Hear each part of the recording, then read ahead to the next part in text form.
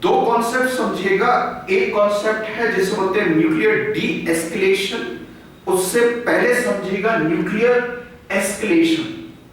Nuclear escalation basically ऐसे समझिए, दो nuclear country, nuclear power country, tension level बढ़ रही है, कन्वेंशनल वॉरफेयर से वो आ रहा है किस तरफ, न्यूक्लियर वेपन की तरफ। आप ये समझिए ये न्यूक्लियर लैडर की तरफ बढ़ रहा है। अब ये न्यूक्लियर लैडर उदाहरण के लिए एग्जांपल के साथ समझिए, शुरुआत कहां से हुई, Pahalgam attack. Pakistan has used a non state actor, वो टेररिस्ट को यूज किया हमारे अगेंस्ट एज अ टूल्स की तरफ। We have given a counter reply, हमने counter reply non kinetic action लिया और non kinetic action operation Sindoor launch करके उनके टेररिस्ट के इंफ्रास्ट्रक्चर को निस्तेनाबूद कर दिया। सेकंड स्टेप हमने उठाया, थर्ड स्टेप उसने उठा लिया। वो ड्रोन अटैक चालू कर रहा है पाकिस्तान नाम का देश। ड्रोन अटैक हमारे सिविल इंस्टॉलेशन, हमारे मिलिट्री इंस्टॉलेशन, इवन अभी आपने न्यूज सुना होगा वो आपका religious place that is not golden temple. इसको हमने काउंटर रिटेलिएट किया और काउंटर रिटेलिएशन में चौथे लेवल पे हमने जो स्टेप लिया कि उनके जितने भी एयर बेसेस हैं उसके ऊपर स्ट्राइक करके आ गए, ब्रह्मोस चलाया। थर्ड स्टेप फिर ये टैक्टिकल वेपन की तरफ आएगा। अब टैक्टिकल वेपन की तरफ आएगा, टेंशन लेवल और बढ़ते जा रही है, टेंशन का ग्राफ लो से लेके और हाई की तरफ जा रहा है। हर एक स्टेप उठते जा रहा है। देखिए first step, second step, third, fourth, और जब फिफ्थ स्टेप पे आए तो they had used what that is not tactical weapon. क्या यूज कर रहा है, टेक्निकल वेपन। अब जब टेक्निकल वेपन में फेल हो तो वो दिख रहा है स्ट्रेटेजिकल वेपन पे आ गए। और दोनों के दोनों कंट्री कैसी है, they are both having a nuclear power country. दो एग्जांपल, इंडिया और पाकिस्तान। इन दोनों के बीच में जब कॉन्फ्लिक्ट का लेवल हाई होते जा रहा है, एक देश अनरेस्ट फील कर रहा है, एक देश के पास में ऑप्शन नहीं बच रहा है, तो वो they will move to what that is known as a nuclear war की तरफ बढ़ जाएगा। एक बार इंग्लिश में भी रिकलेक्ट कर लेते हैं। What is a nuclear escalation? Nuclear escalation means conflict between a two nuclear power nation. Example, India and Pakistan.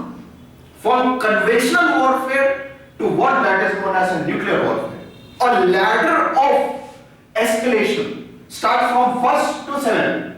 First, best example, that is Pahalgam attack. Pakistan has used a non-state actors. In counter reply, we have taken a kinetic action. Operation Sindoor has been launched, or we have completely destroyed all terrorist base. Second level, drone strike by Pakistan. They had targeted our religious places, Golden Temple, civil installation, etc., etc. In counter reply, fourth time we have used a air-based strike, BrahMos missile. Fifth, tension level tactical weapon की तरफ बढ़ गया।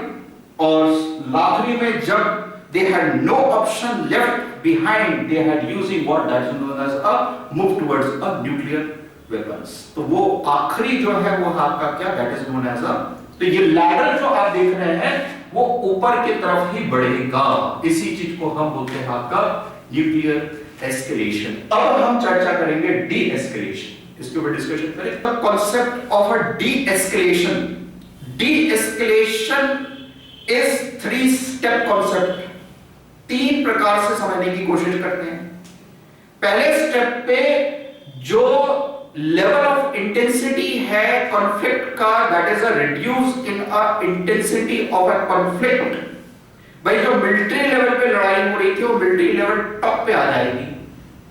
Second step पे reduce the tension, जो तनाव था दो देश के बीच में, जैसे यूक्रेन और दूसरा रशिया, वो और कम हो जाएगा और डिप्लोमेटिकल चैनल खुल जाएंगे, डिप्लोमेटिकल डायलॉग चालू हो जाएगा, बातचीत चालू हो जाएगी। थर्ड स्टेप पे ये जो टेंशन का ग्राफ है नीचे की तरफ आते हुए देखेगा आपको, और अब दोनों देश सहयोग करना चालू कर देंगे, कोऑपरेशन करना चालू कर देंगे, आपसी में टेबल पे बातचीत करेंगे। That is government to government level, दोनों के दोनों कैसा है, गवर्नमेंट टू गवर्नमेंट लेवल पे। इसको हम बोलते हैं डी एस्केलेशन। अब इसमें एक शब्द जोड़ दिया, न्यूक्लियर डिस्कलेशन, क्योंकि भाई कन्वेंशनल वॉर से आप न्यूक्लियर वेपन पे आ रहे हो, तो दैट इज न्यूक्लियर एस्केलेशन, और ये उसका revert, that is known as de escalation. ये बात अपन को स्पष्ट हो गई।